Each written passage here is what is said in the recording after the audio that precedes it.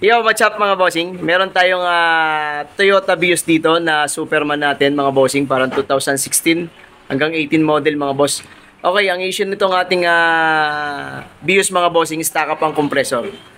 Ang problema kaya nag-stack up ang nakita namin mga bossing dahil sa kinabit nilang condenser. Ang condenser mga boss, napalitan parang mga ilang taon na to boss, condenser mo? Isang taon. Okay, mga isang taon na siya pinapahirapan ng aircon niya. Kasi ang nangyayari sa mga ganitong condenser mga bossing, nagkakaroon ng high pressure yan.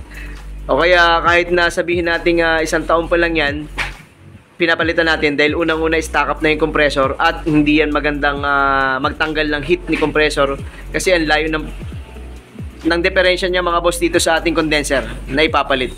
Okay, yung binilang natin to nasa 51, yung nasa kanya nasa 31.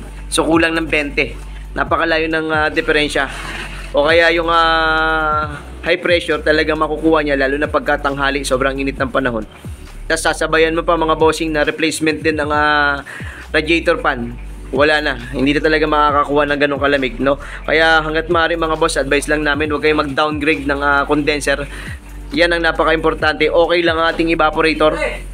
Yung evaporator naman kaya natin na pinalitan dahil may leak yung sa kanya. Okay, so yan na. So okay lang kahit na sabihin natin itong evaporator, kahit maglagay ka ng class A replacement, kahit na hindi mag-urig, walang problema. Kaya niyan lumamig na maganda kung may magpapalamig na maayos sa kanya. At ito yung condenser, may pinakamalaking trabaho sa aircon system natin, tsaka yung auxiliary fan. Kaya masisira ang compressor dahil dyan sa high pressure ng condenser. Okay, so share lang namin sa inyo to, kaya nagkakaroon ng hindi magandang lamig ang ating aircon dahil dito sa ating condenser. O kaya kung magpapalit kayo, piliin nyo na yung original or yung papasok or yung le-level do sa trabaho ng original mga bossing. O yan po yun,